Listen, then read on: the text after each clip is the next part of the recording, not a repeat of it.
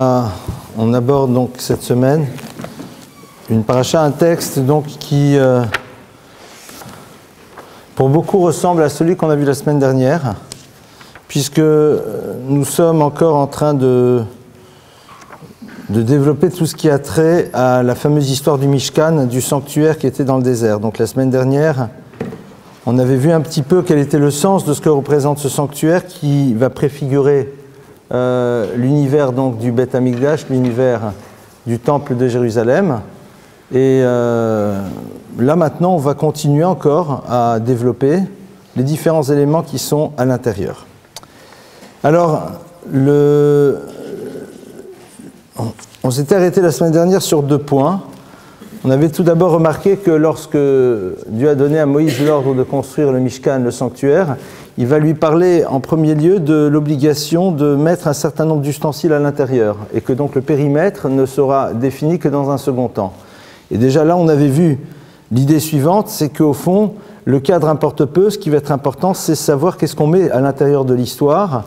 Et le premier élément dont on parlait là-bas, c'était le fameux Aron HaKodesh, c'est-à-dire l'Arche Sainte, qui, comme on l'avait vu, symbolisait donc la relation d'amour qui est censée se créer entre le peuple d'Israël et son Créateur, et de manière réciproque bien sûr, et qu'il y avait donc tout un processus qui devait être mis en place pour pouvoir aboutir à cette relation d'amour, c'est-à-dire à cette vie en conscience, puisqu'on avait vu qu'une relation d'amour, c'est vivre dans la conscience de la présence de l'autre, et cette conscience de la présence de l'autre nous amène à avoir un mode de fonctionnement qui nous révèle qu'on est conscient que cet autre existe. C'est ça au fond, c'est-à-dire que c'est comme ça qu'on sait qu'on aime, c'est de réaliser que la présence de l'autre génère chez nous un modèle de fonctionnement qui est lié à sa présence.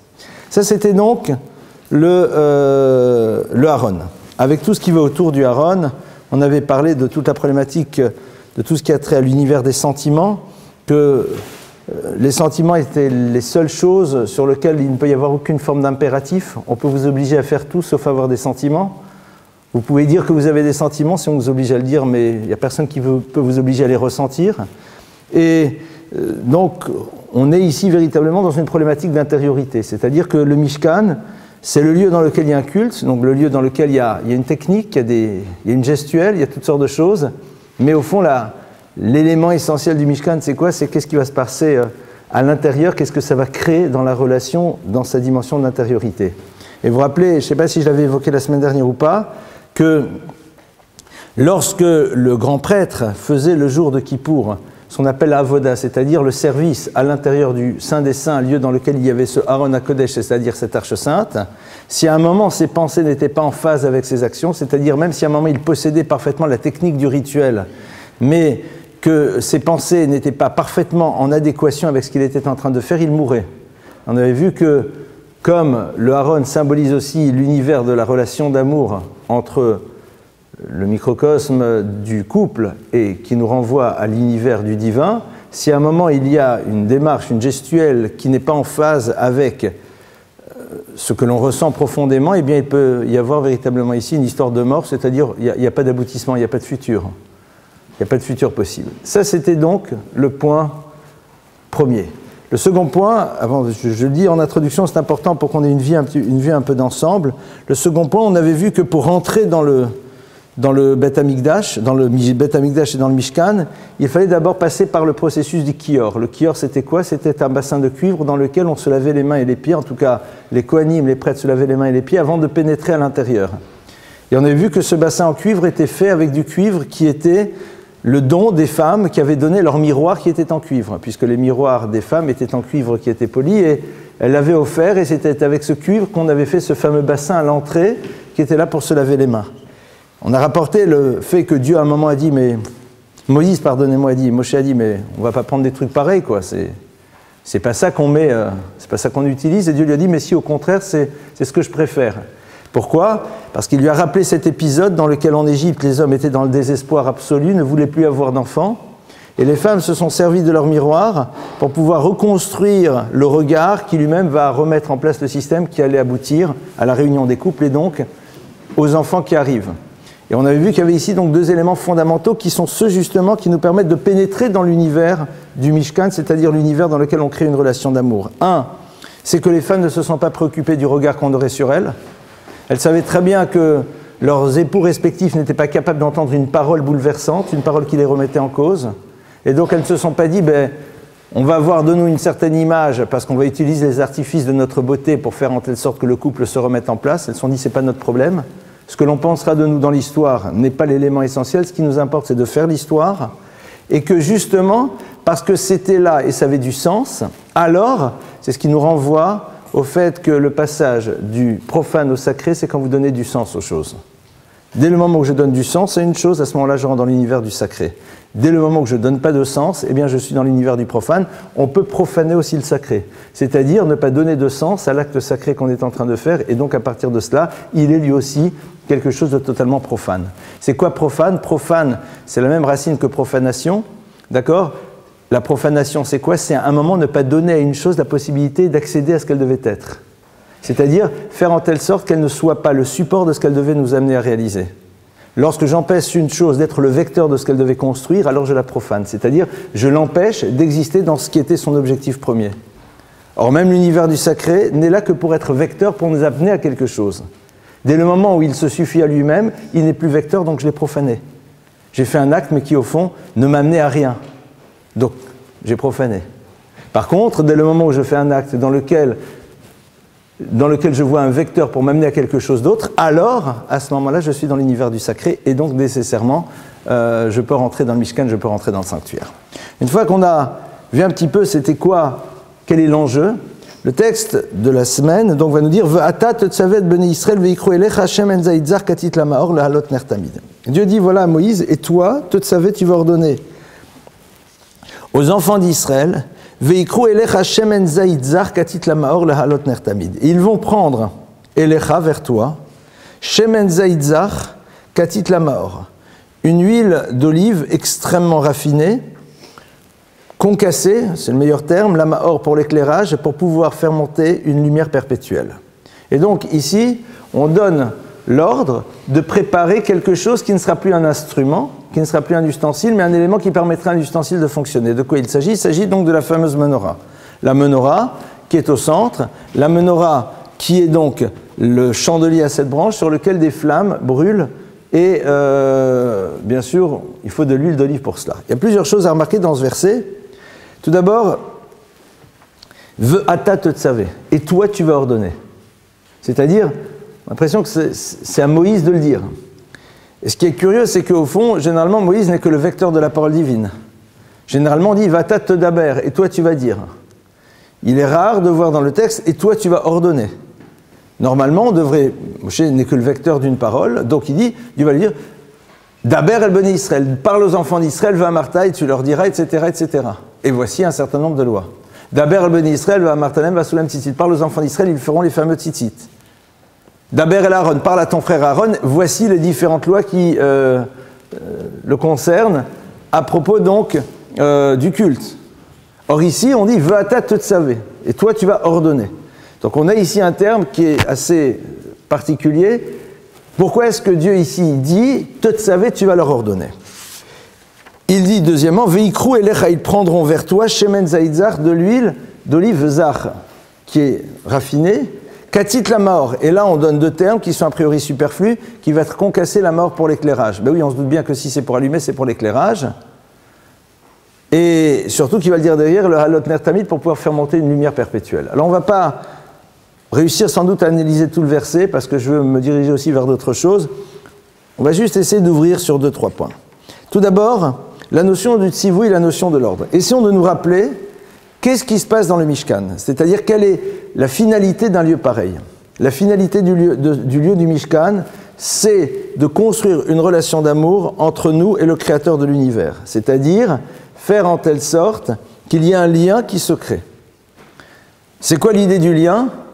Le lien, il va passer à travers quoi? Alors, là, on demande quoi? On demande aux enfants d'Israël, donc c'est-à-dire que ça s'applique à la totalité de la communauté d'Israël. Est-ce que vous allez dire que la totalité de la communauté d'Israël va fabriquer l'huile d'olive pour pouvoir allumer cette fameuse menorah? A priori, ce n'est pas possible. C'est-à-dire, on va pas tout le monde va venir et va dire ouais, « je vais faire l'huile d'olive ». Surtout qu'on va voir que c'est des lois très particulières, comment on l'a fait. Donc déjà ici, on a cette notion-là, « Vata tetzavé et bnei Israël ». tu vas ordonner à la totalité des enfants d'Israël, alors qu'il n'y a qu'une fraction minime d'entre eux qui vont être concernés par cela, puisqu'il faut d'abord que ça soit des oliviers, il faut que ça soit donc des oliviers de très bonne qualité, enfin il y a plein de détails.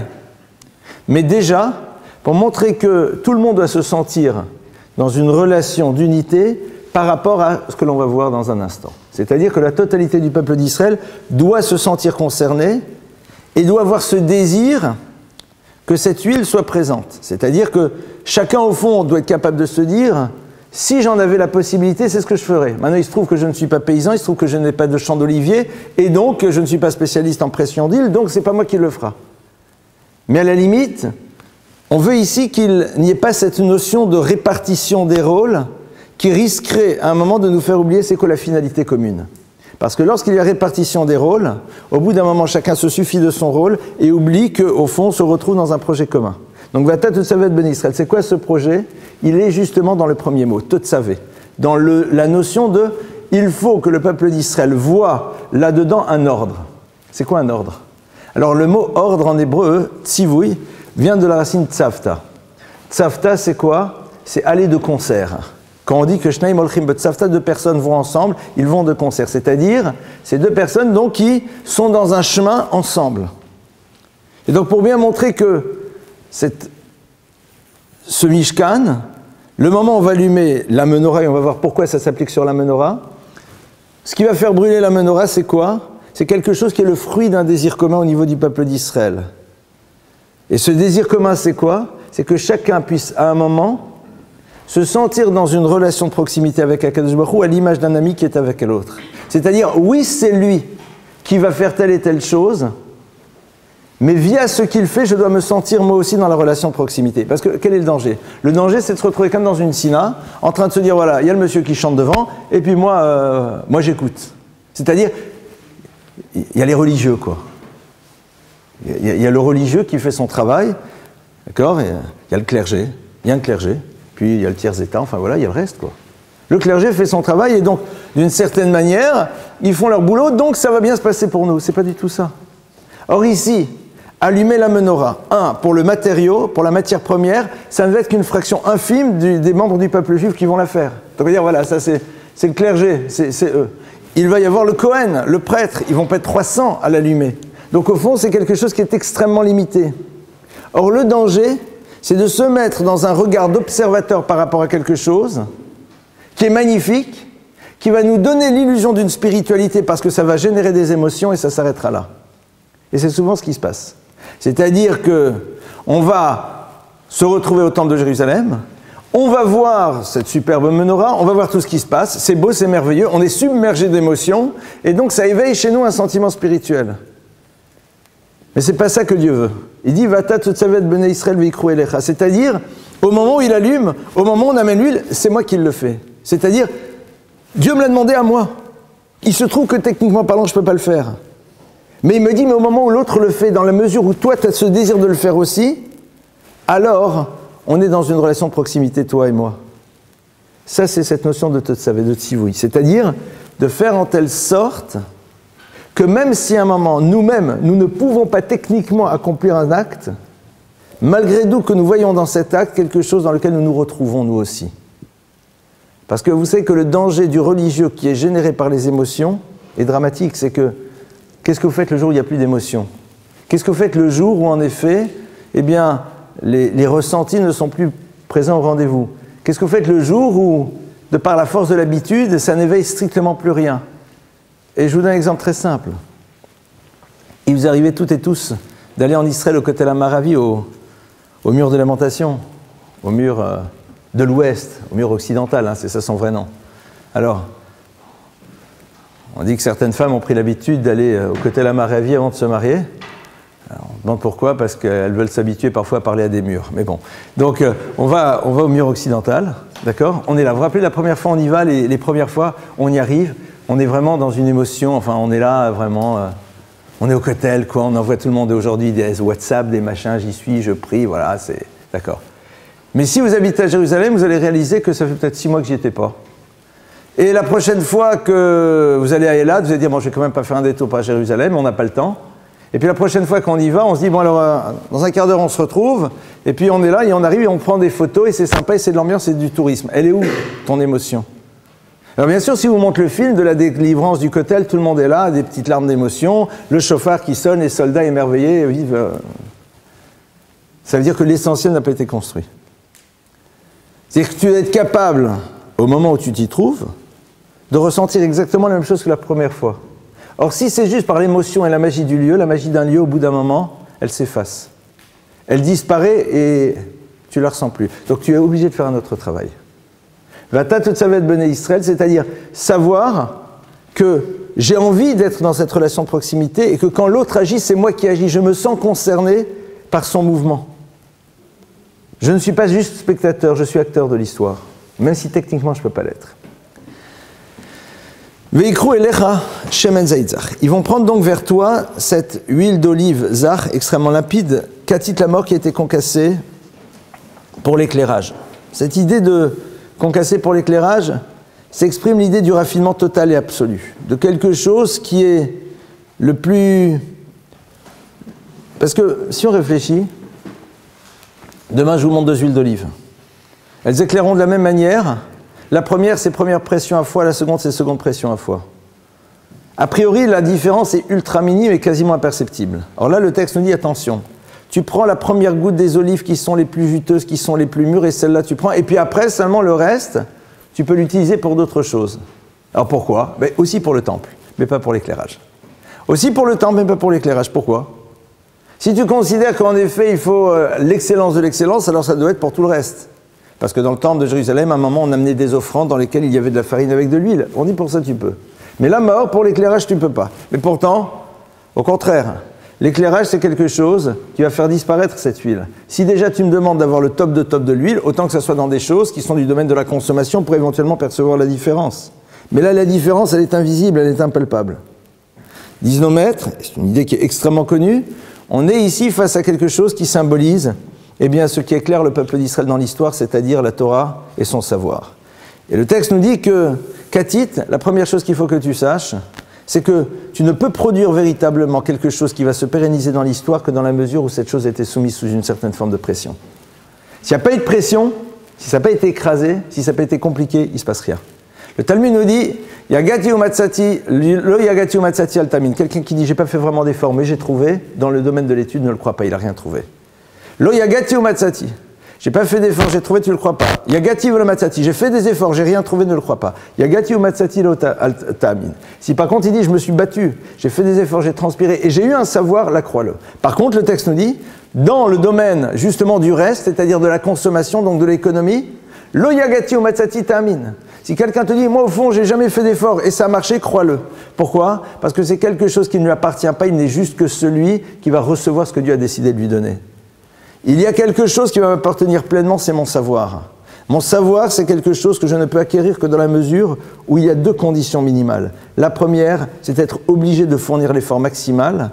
Et deuxièmement, de savoir que la finalité, c'est d'obtenir un savoir qui soit le plus clair, le plus raffiné, d'être dans l'excellence. D'être dans l'excellence. L'excellence, ce n'est pas dans la manière dont on organise une table, mais dans la manière dont on organise son savoir, sa connaissance, et dans la manière dont on essaye de la transmettre. C'est là où en effet Hachem dit voilà, sache que maintenant qu'on a parlé du Aaron qui est au centre, qu'on a parlé du passage du profane au sacré, maintenant je vais te dire il y a quelque chose qui va être fondamental. C'est quoi? C'est que comme le Talmud nous le dit, le Beth Amikdash, le sanctuaire, le temple de Jérusalem éclaire l'univers. Il faut savoir que le sanctuaire de Jérusalem, qui est donc la suite du Mishkan, eh bien, avait des ouvertures, mais qui étaient des meurtrières inversées. C'est-à-dire, ce n'était pas à l'extérieur comme cela et à l'intérieur comme cela, c'était le contraire, des meurtrières inversées, parce que c'était de l'intérieur que sortait la lumière vers l'extérieur. Ce qui va éclairer l'univers, c'est le fruit d'un savoir qui lui-même démarre dans l'effort et a une tension vers l'excellence. Même si a priori, l'autre ne peut pas le percevoir. Ce qui fait qu'à un moment, un savoir se transmet, c'est qu'on veut faire en telle sorte qu'il soit le plus raffiné possible, le plus authentique possible, le plus vrai possible. On raconte d'ailleurs, il y a plusieurs histoires, certains en connaissent sûrement, de maîtres qui, lorsqu'on leur posait des questions, étaient parfois capables de répondre, mais ne donnaient pas les réponses. parce qu'au plus profond d'eux-mêmes, ils savaient que même si cette réponse pouvait être entendue, ce n'était pas vrai. La réponse pouvait satisfaire ceux qui étaient en face d'eux. Elle les aurait parfaitement satisfaits. Mais ce n'était pas à 100% ça. Donc ça ne pouvait pas être dit. Paradoxalement, le fait de ne pas répondre pourrait amoindrir la force du maître. Ce sont ces maîtres qui, justement, ont la parole qui porte le plus. Parce qu'il y a une dimension que l'on appelle sgoulit, c'est-à-dire qui va au-delà de la simple logique, et à la fois dans l'acquisition et en même temps dans la transmission du savoir. Cette notion de katit, cette notion d'être dans cet effort, katit vraiment c'est ça qui produit le savoir et qui est dans le domaine de l'excellence. D'ailleurs, on sait que les grands maîtres du peuple juif n'ont pas toujours eu des vies très faciles. Ils n'étaient pas assis tranquillement dans un appartement dans le 8e arrondissement, avec d'un côté un fauteuil en cuir, de l'autre côté un verre de thé chaud, une atmosphère tranquille et calme, une porte capitonnée, et puis un secrétaire qui filtrait leurs appels, et eux se consacraient à leurs chères études. Ils étaient au contraire souvent dans des environnements extrêmement complexes. Le Shar, qui est un des maîtres les plus célèbres, qui est un des commentateurs du Shulchan Aruch, du Code de loi, va écrire une grande partie de son commentaire sur des sujets extrêmement ardus lorsqu'il est en fuite devant les Cosaques de Chmielnicki. Il est là, il ne sait pas où est sa famille, il est avec sa fille seule, il est en fuite. C'est dans cette fuite, lorsqu'il se retrouve dans certains endroits, certains villages, qu'il va mettre par écrit un enseignement qui est absolument fabuleux, aussi bien de par sa qualité que de par la somme de livres qu'il rapporte alors qu'il n'en avait plus face à lui. C'est quelqu'un au passage qui a une mémoire prodigieuse. A priori, on dit c'est pas possible. C'est pas possible, c'est Google, quoi. Mais Google dans les forêts, dans les steppes de Russie, poursuivi par des coca, c'est pas normal. Et vous vérifiez toutes les sources, enfin, c'est colossal, d'accord? Parce que justement, c'est à ces moments-là, pourquoi? Parce que l'univers du limoud, de l'étude, prend son origine dans la marshava, dans la pensée. Et la force d'une pensée, c'est que lorsqu'en effet elle est totalement centrée sur quelque chose, elle peut à ce moment-là véritablement faire émerger des choses. Qu'est-ce qui fait que notre pensée ne produit pas? C'est qu'au moment où on commence à l'élaborer, elle est perturbée par toutes sortes d'éléments extérieurs. Lorsqu'on est complètement centré sur une chose, à ce moment-là, on arrive à en faire ressortir ce qu'on doit en faire ressortir. Katit la mort, donc cette dimension de pression, et aussi le fait que ce n'est pas des choses qui sont en héritage, ce sont des choses que chacun peut construire. Chacun d'entre nous a cette possibilité. Donc, on a ici cette obligation de Moshe vis-à-vis des Bnei Israël, vis-à-vis des enfants d'Israël. Et ce qui est très intéressant, c'est que donc Moshe va le faire. Et ici, il y a un enseignement d'un maître qui s'appelle Raphaël Shmulevitz, qui dit la chose suivante. Il va nous dire que lorsque Moshe Rabbeinu, lorsque Moïse, notre maître, va donner cet ordre, et il va dire, vous allez maintenant donc faire cette huile, au fond, il parle d'huile qui va être utilisée pour pouvoir allumer cette fameuse menorah, mais il est en train, au fond, de lancer le processus qui va aboutir à l'activation du sanctuaire. Et qui va activer le sanctuaire? A priori, lui, il a participé, il était là, mais il y a un autre qui va l'activer, c'est qui? C'est son frère Aaron. Son frère Aaron, et pourquoi j'en parle ici? Parce que l'histoire de l'huile, dont on parle là maintenant, eh bien, comme par hasard, à un moment, on la retrouve dans la relation entre les deux frères. Pourquoi? Il y a un verset qui dit « Kashemen atov yored al harosh, zekan Aaron shored al pi minatav » Comme la belle huile qui va descendre par la suite sur la barbe de Aaron, deux fois, yored al zakan zkan Aaron, l'huile donc d'onction, qui descend sur la barbe d'Aaron, etc. À un moment, on nous parle d'une huile, alors là, il s'agit d'une autre huile, qui est l'huile d'onction, c'est-à-dire l'huile qui était mise sur la tête du prêtre avant qu'il commence à être consacré pour pouvoir faire son culte. Et on nous dit là-bas, elle coule sur la barbe, alors, sur la barbe d'Aaron. Talmud dit maintenant, la barbe d'Aaron, c'est quoi cette répétition? Il dit non, deux barbes. Alors vous allez dire, c'est encore cette histoire de barbu. On dit non, il y en a deux, il y a celle de Moïse et celle de Aaron. Pourquoi? Parce que justement, on nous dit que Moïse, Moshe Rabbeinu, pour différentes raisons qu'on n'a pas développées maintenant, ne va pas être celui qui va faire le culte dans le temple. Ça va être son frère. Normalement, ça aurait dû être lui. Mais pour différentes raisons, ça ne sera pas lui. Et le texte nous dit que Moshe Rabbeinu, cette huile d'onction qui est sur son frère, c'est comme si elle était sur lui. C'est-à-dire qu'il est rempli d'une joie immense de voir que son frère va remplir un rôle qu'il aurait dû jouer. D'où Moïse trouve cette force-là? D'où est-ce que Moshe Rabbeinu arrive à trouver cette force et cette joie extraordinaire de savoir que ça ne va pas être lui mais l'autre? C'est justement de là. Vata tetzavet bnei Israël. Au moment où Dieu lui dit, mais au fond, c'est quoi la finalité de toute cette histoire? La finalité de toute cette histoire, c'est justement de construire cette relation de proximité. Et donc, dans la mesure où c'est pas toi et c'est ton frère, ça veut dire que la relation de proximité, tu vas devoir la construire d'une manière différente. Mais c'est ça qui est essentiel. C'est-à-dire qu'à un moment, il n'y a pas de hiérarchie qui t'empêche de créer une relation. Chacun doit avoir sa spécificité. C'est-à-dire, la grande difficulté qu'on a, c'est de dire, bon, lui, d'accord, mais pas moi. Non. Moshe Rabbeinu, le texte nous dit, quand son frère est consacré, c'est comme si lui l'était. Mais attends, mais c'est pas moi. C'est-à-dire que c'est lui qui va avoir ce privilège. Moshe Rabbeinu, il sait très bien que non. Qu'il aura en effet une fonction particulière. Mais ce qui est la finalité, c'est quoi? C'est la relation de proximité. On reste égal. C'est-à-dire qu'à aucun moment, on ne peut être jaloux d'une histoire que l'autre vit et pas moi, dans la mesure où la finalité est la même, c'est que cette histoire ou une autre doivent nous amener une relation de proximité avec le Créateur. Ça, c'est... Aujourd'hui, on travaille un petit peu plus dans l'univers du religieux. D'accord? Parce que la grande difficulté qu'on a, c'est de ne pas avoir d'ambition dans l'univers spirituel.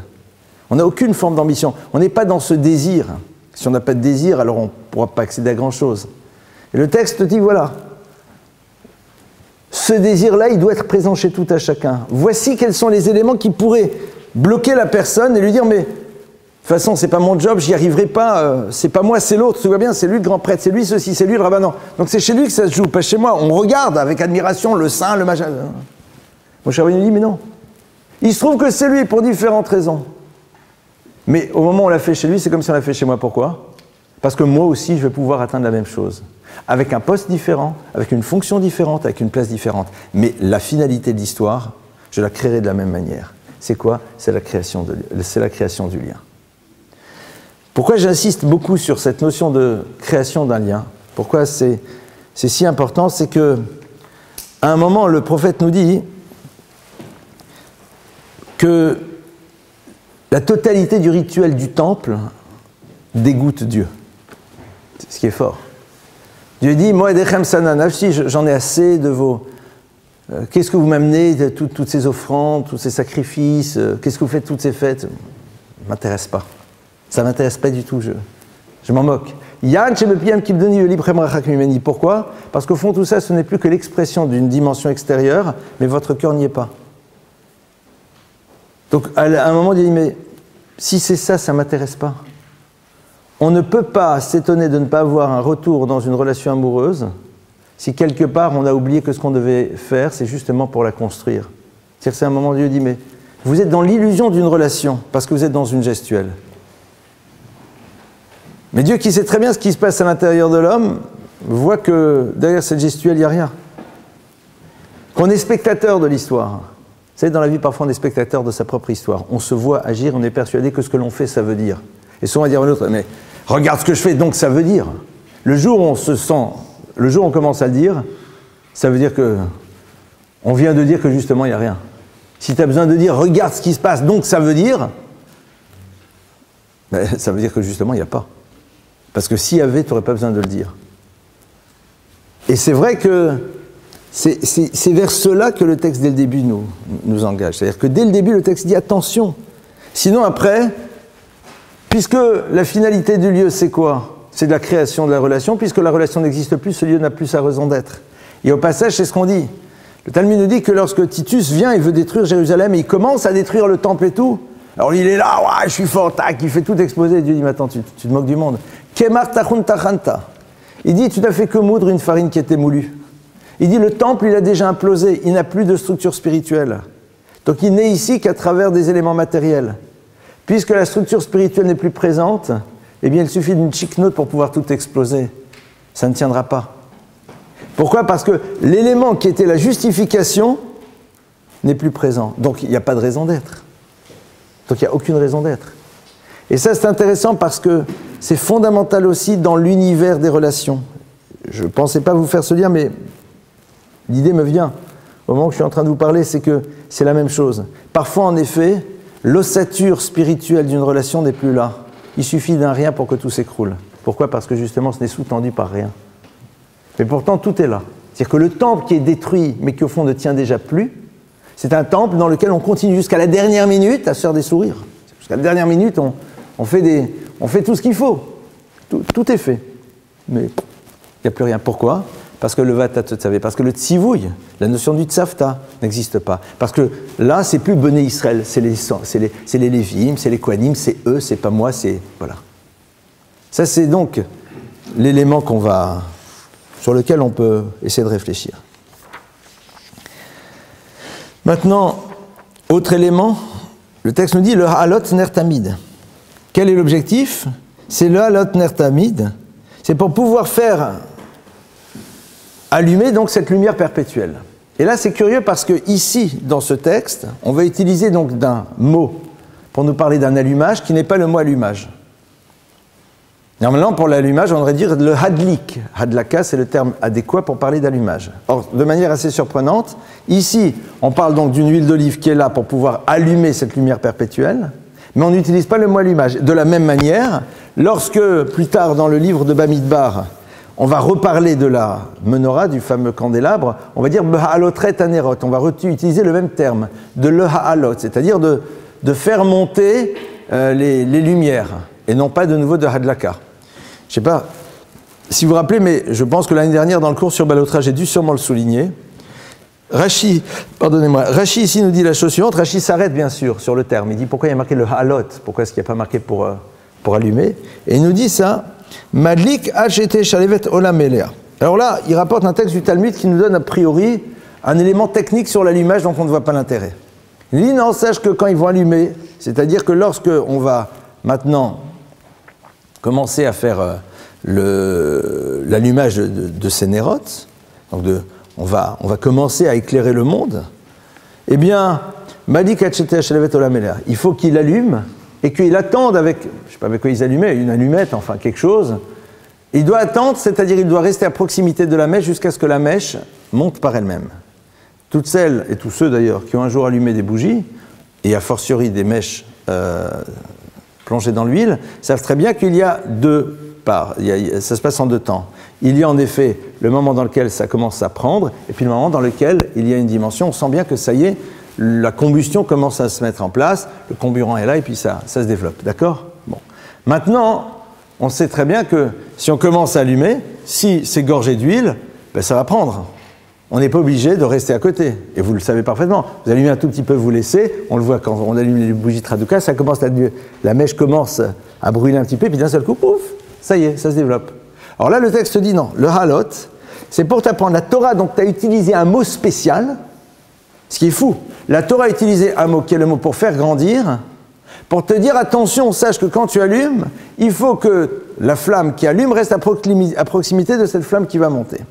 Et avec chaque fois cette terminologie donc de aliyah, d'accord? Cette notion de montée, la halot.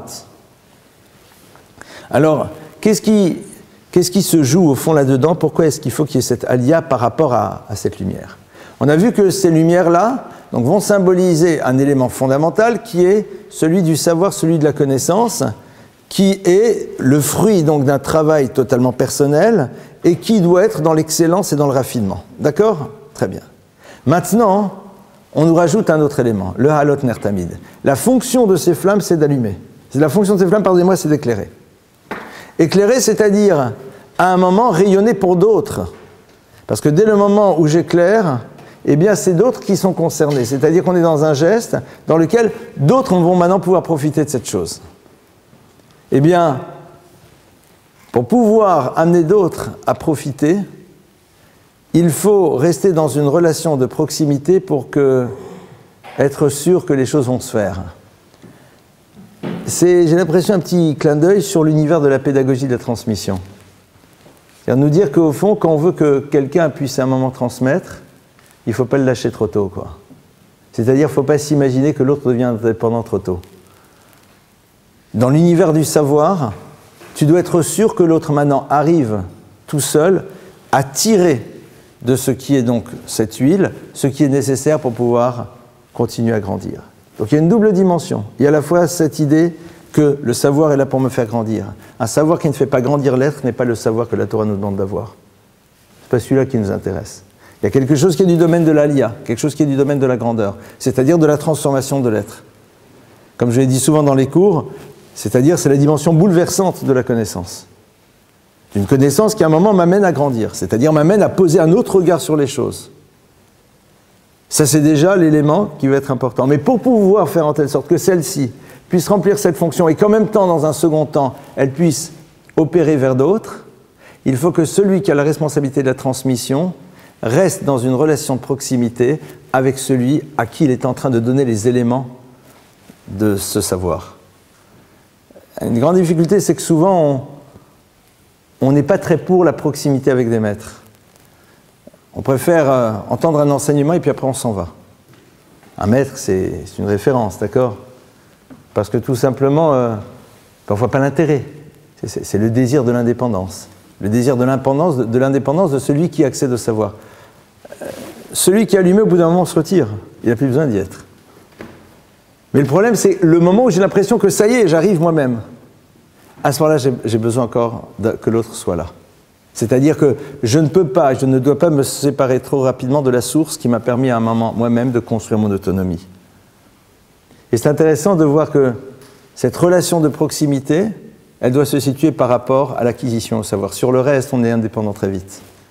Alors c'est curieux parce que souvent, on veut rester proche de ceux qui nous permettent d'avoir une indépendance économique, même le jour où on l'a. Alors qu'en vérité, la Torah dit, mais tu te débrouilles, débrouille-toi. Par contre, dans ceux qui vont te donner l'accès au savoir, la relation, elle doit rester. Vous verrez d'ailleurs que la caractéristique des maîtres, des grands dans le peuple juif, c'est qu'ils ont été d'abord dans une proximité réelle avec ceux qui leur ont transmis, même le jour où ils avaient une illusion, une forme d'indépendance. Même lorsqu'on a cette indépendance, c'est le moment où on sait par soi-même faire monter la flamme, enfin commencer, ça y est, il se passe quelque chose, il faut que l'autre soit à côté. Ça c'est, j'ai envie de dire, une parenthèse pédagogique qui est importante parce qu'à un moment, il va falloir que nous aussi on transmette. On va continuer.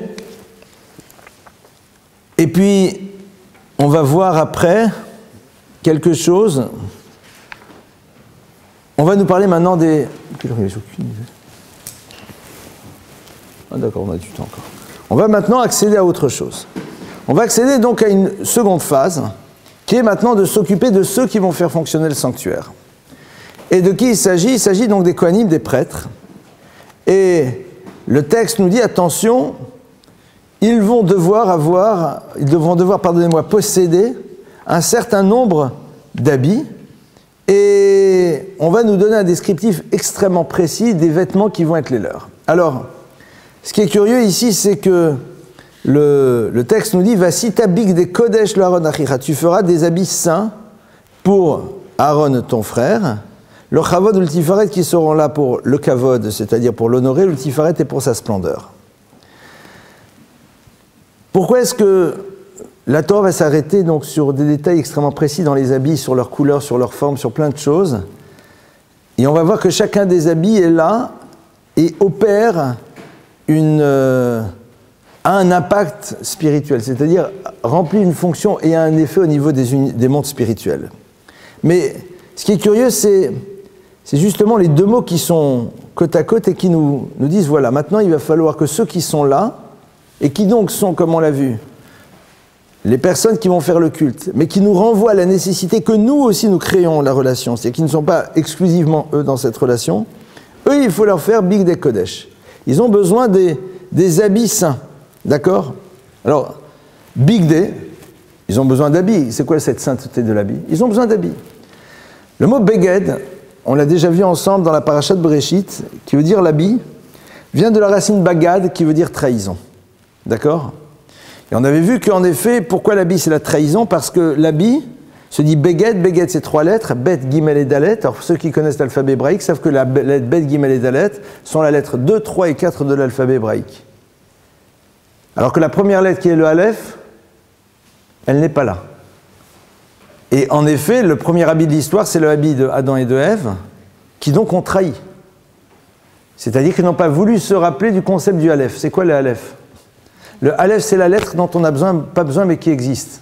Et qui donc nous révèle que le langage qui est créateur, il a une dimension divine. Parce que vous ne créez pas une lettre qui n'a pas sa raison d'être.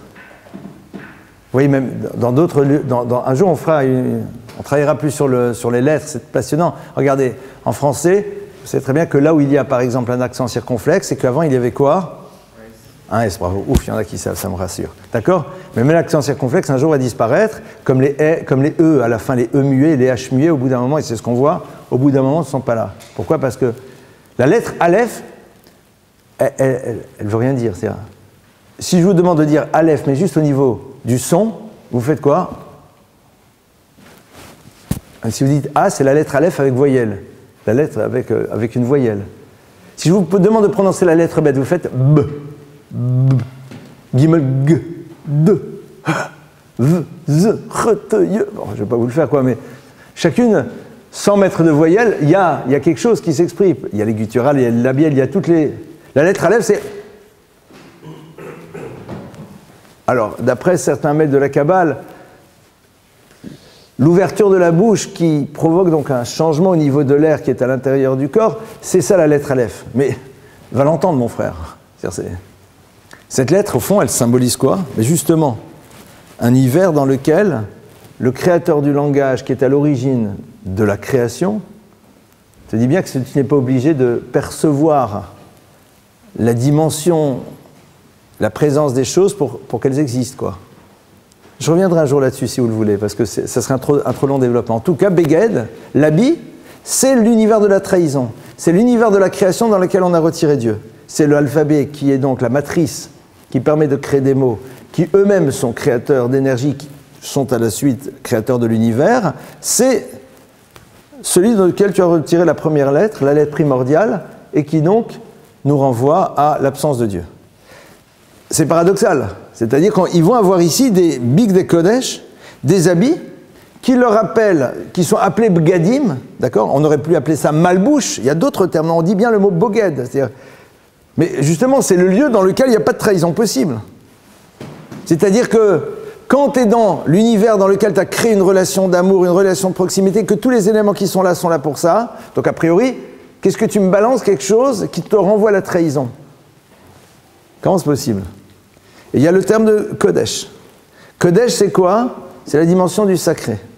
La dimension du sacré, elle se définit dans la Torah par deux choses. Il y a à la fois la capacité de se sentir séparé, c'est-à-dire d'avoir une dimension unique. Donc de faire en telle sorte que chaque chose ait une dimension unique et ne soit pas interchangeable. Hein? Et deuxièmement, avec les lettres du mot Kodesh, vous faites le mot Shoked. Ce sont les mêmes lettres mais changées. Shoked, c'est la continuité, c'est la constance, c'est-à-dire un effort permanent. Et on va lui dire, voilà, la finalité, c'est quoi? C'est la dimension de Kedusha, c'est-à-dire qu'en effet, la relation, elle est unique, elle n'est pas interchangeable.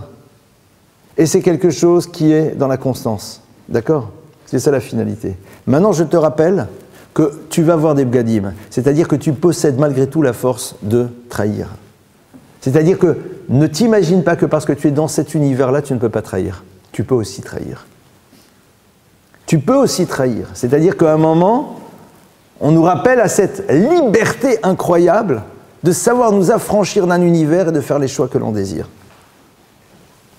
Ce qui est complètement fou, mais ce qu'on voit dans des textes du Talmud. Le Talmud nous rapporte l'histoire d'un grand prêtre qui, dans le temple, fait à un moment exactement le contraire de ce qu'il doit faire. C'est-à-dire qu'il trahit la loi. Je fais ce que je veux. Il est dans le temple et il fait comme il veut. À tel point qu'on faisait jurer au grand prêtre, quand il allait rentrer dans le Saint des Saints le jour de Kippour, qu'il suivrait exactement le rituel tel qu'il est marqué. Mais attends, mon frère, c'est-à-dire, je peux être dans ce que tu veux. Je dois savoir que malgré tout, la possibilité de trahir, elle reste. j'ai cette force, j'ai cette capacité. C'est-à-dire, ne t'imagine pas que parce qu'à un moment tu es dans le temps, parce qu'à un moment tu as mis en place le processus, parce qu'à un moment tu as créé la relation, parce qu'à un moment, enfin, tout ce qu'on a vu auparavant, alors ça veut dire que c'est verrouillé. Non, rien n'est verrouillé. Big de Kodesh. C'est-à-dire que, rappelle-toi de cette dimension de Gdusha qui est la finalité, mais rappelle-toi que tu possèdes, tu es vêtu avec des choses qu'on appelle Gadim, qui te renvoient à quoi? Attends, à l'histoire la plus exceptionnelle qui existait dans la relation entre l'homme et Dieu, Adam et Ève. T'as mieux que ça? T'es dans le jardin d'Éden, enfin, c'est-à-dire t'es dans cette conscience, dans cette proximité unique et absolue, et malgré tout, je fais ce que je veux quand même. Et on va voir que, et c'est quelque chose d'absolument paradoxal, et qu'on retrouve nous de manière très concrète. C'est-à-dire si demain je ouvre aux gens et je leur dis voilà les lois de la synagogue, et dans la même synagogue dans laquelle ils sont en train exactement de transgresser cette loi. Tu te fous du monde, quoi. Mais c'est ce qu'on peut faire, hein. C'est qu'à un moment, on peut être dans le cadre, dans le lieu, voire même dans le rituel, et exactement faire le contraire. C'est un petit peu... ça n'existe plus maintenant, en tout cas plus dans les synagogues, j'ai envie de dire, respectueuses de la loi. D'accord? J'aime pas donner des affiliations. Mais il n'y a pas si longtemps que ça, le vendredi soir, quand on faisait le kidouche, c'était avec l'orgue et avec les chœurs. C'est-à-dire, tu sanctifies le Shabbat en faisant exactement ce qui s'appelle la profanation du Shabbat. C'est Big de Kodesh. T'es dans la Gdusha, t'es dans le Boged. C'est incroyable, c'est ça!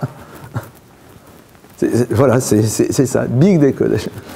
T'es dans la Gdusha, voilà, t'es Dieu, t'as le cos, t'as le truc, c'est marqué où c'est dans la Torah, dans la même Torah. T'es en train de parler du Shabbat que t'es en train de transgresser. C'est génial. C'est extraordinaire. C'est fabuleux, quoi. C'est la génialité de l'homme, j'appelle ça. C'est sa génialité, quoi. C'est comme quand quelqu'un se convertit, au moment où il se convertit, il pense qu'en vérité il se convertit, mais il ne fera pas tout. Parce qu'il y a son copain ou sa copine qui l'attend dehors. Tu te trompes, et au moment où tu le fais, t'es boged. T'es boged au moment même. C'est-à-dire, tu sais au plus profond de toi-même qu'il y a quelque chose que tu n'as pas le droit de faire, que tu vas faire quand même. Alors, à quoi tu joues? C'est le même principe. Et ça, c'est dans le Mishkan, c'est-à-dire c'est dans le lieu qui est le lieu de proximité par excellence. Et ça nous renvoie au fond. Il y a à la fois la puissance de ce qu'est un être humain, cette liberté dont on dispose, et cette immense petitesse qui peut être la nôtre aussi. Parce que, quelque part, c'est cet orgueil qui est l'expression de la chose la plus petite qui soit. Voilà, c'est un petit peu quelques ouvertures sur la paracha que je voulais partager avec vous. C'est donc beaucoup d'autres choses à voir dans l'analyse des textes, mais on va s'arrêter ici et on va passer à vos questions. Allez-y, à vous les questions. Il est bien 10h05, hein, à vous les questions. Oui. Je fais un petit retour. Rewind, ouais. Mais quel rapport avec la relation d'amour et le Aaron? T'étais là la semaine dernière? Ah d'accord. Je ne vais pas refaire le cours de la semaine dernière. Très rapidement, 3 mots. La semaine dernière, on a vu que le Aaron HaKodesh, que l'Arche Sainte, c'était l'expression de la relation d'amour pour de multiples raisons. Une des raisons, c'est que d'abord, l'Arche Sainte dans laquelle il y a la Torah, elle est faite dans un bois qui est recouvert d'or à l'intérieur et à l'extérieur, pour nous renvoyer à l'idée de l'être et du paraître, et de la convergence absolue qui doit être présente. D'accord? Ça, c'est déjà le premier point. On a vu que le Aaron, il était surplombé par les crouvim, par les chérubins, qui ont l'apparence du masculin et du féminin qui s'enlacent. C'est-à-dire qu'on nous montre que l'objectif, c'était quoi? C'est de créer une relation dans laquelle on est totalement tourné l'un vers l'autre, comme le texte nous dit. Voilà, ça on a développé beaucoup plus longuement. Je te donne juste ces deux axes-là. On dit aussi que là où il y avait l'Arche Sainte, c'est un texte dans les prophètes qui nous dit que ça s'appelait Cheder Amitot, la chambre d'Élie. C'est-à-dire le lieu dans lequel on est dans l'intime par excellence, qui est l'aboutissement d'une relation d'amour qui s'est passée d'abord au niveau de l'esprit et de l'âme. D'accord? La relation d'amour, elle ne commence pas là. Elle trouve son aboutissement. C'est pas la même chose. C'était bon, mais je ne peux pas te résumer 1 heure de cours, quoi. Je suis désolé. Autre question? Oui.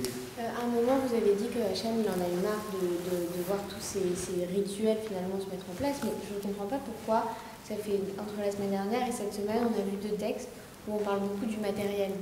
Alors, certes, nous, en 2016, on a toutes les explications des grands maîtres, mais à l'époque où ils ont reçu, où Moïse a rapporté ça, un homme qui sait rien, c'est sûr qu'il va interpréter ces choses-là de manière très carrée, quoi. Alors, je ne comprends pas pourquoi est-ce que dans ce cas, on s'attache autant au matériel et pourquoi est-ce que Hachem en aurait eu marre justement de ça. Alors d'abord, tu pars d'un postulat qu'aujourd'hui on est au courant, mais aujourd'hui on ne fait que retrouver ce qu'il savait. C'est pas la même chose.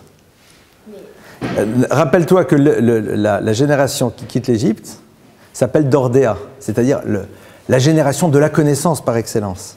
Rata Shifralayem Achel Menbouzi, qu'une servante, c'est-à-dire une femme qui nécessairement n'avait pas eu accès ni au savoir, ni à la culture, ni à la connaissance, hein, ce n'est pas un problème de hiérarchie, mais une femme qui au fond n'avait pas d'accès au savoir, a une perception plus élevée de la divinité que va avoir le prophète Ézéchiel au moment de sa prophétie, qui est la prophétie par excellence la plus complexe qui soit.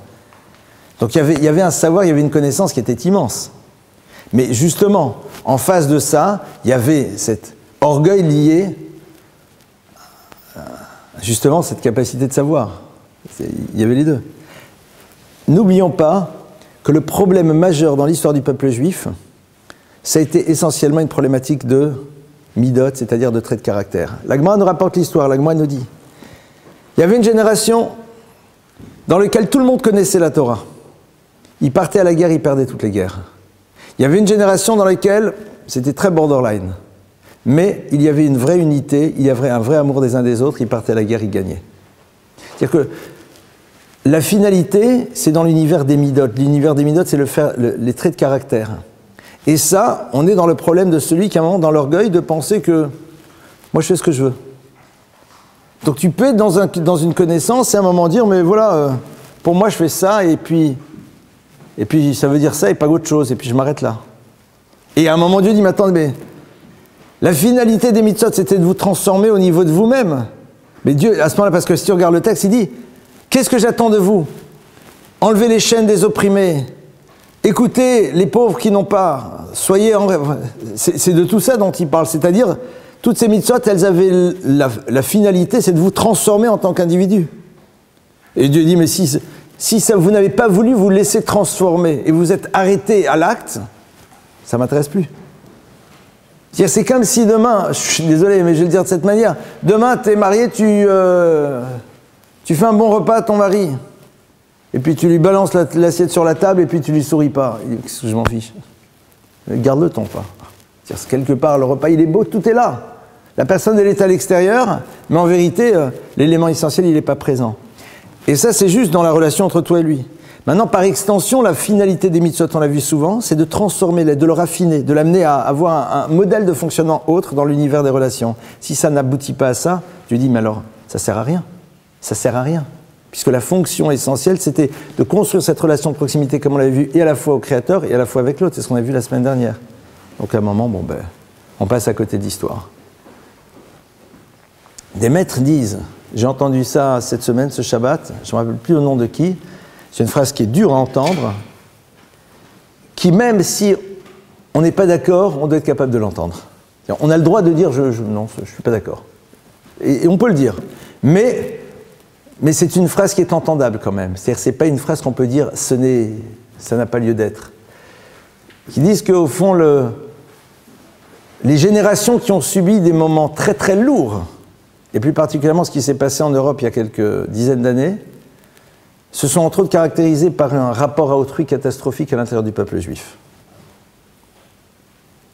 Alors, est-ce que ceci veut dire cela ou pas? C'est un deuxième problème. Il y a un maître qui a eu une phrase terrible. Il a dit, le peuple juif était dans des divisions immenses, Hitler les a tous rassemblés en une seule entité. Ils se sont retrouvés tous ensemble. Ils étaient divisés, ils se sont retrouvés ensemble. Je ne sais plus, justement, c'est pour ça que je ne me rappelle plus, donc je ne préfère pas dire de bêtises, pas de me tromper. C'est horrible de dire ça, parce que tous ces juifs de l'Est, ils faisaient Shabbat, ils avaient quand même les mêmes fêtes. Ben voilà, mais c'est ça. C'est exactement ce que Dieu dit. C'est exactement ce que Dieu dit. Dieu dit, vos fêtes, j'en veux plus, elles sont insupportables. Parce qu'au fond, ce que c'était censé créer, ça ne l'a pas créé. C'est-à-dire, ça se faisait. Alors, j'entends ce que tu dis. On peut dire, mais attends, mais c'est pas possible. Non, tu peux le dire, mais tu l'as entendu quand même. Non pas pour dire c'est la raison pour laquelle, mais pour dire que, quelque part, on peut créer quelque chose et ne pas faire aboutir si on oublie qu'est-ce que cette chose qu'on était en train de créer est censée faire aboutir d'abord? Qu'est-ce qu'elle est censée opérer chez nous? C'est ça qui est important. Qu'est-ce que c'est censé opérer à l'intérieur de nous? C'est là où l'Agma nous dit, il y avait une génération, comme Moïse, c'est un texte, la Torah nous dit, je me sens toujours très libre de parler de la Shoah en tant qu'Ashkenaz, hein, donc j'ai aucun problème, parce que je me sens totalement dans cette liberté, parce que on sait très bien dans ma famille, celle de mon épouse, ce que ça a voulu dire. À un moment, on voit bien que quand Moshe Rabbeinu il dit à Dieu, mais comment c'est possible de telles catastrophes sur le peuple juif? D'accord? Il ne comprend pas en Égypte, il dit mais pourquoi? Qu'est-ce qui se passe? Qu'est-ce qu'ils ont fait? Et puis il dit ah, Achen Noda Davar, la chose m'est connue. Alors, là-bas, c'est quand il avait tué l'Égyptien qui était en train de vouloir tuer le Juif pour lui récupérer sa femme, et qu'il a dit à l'Égyptien, ben non, c'est lui qui le tue, d'accord? Et que quelqu'un lui dit, un Juif lui dit, ah! En deux mots, je vais te dénoncer, quoi. Moïse il dit, ah, la chose est connue. Première lecture, ah, on est au courant, c'est embêtant.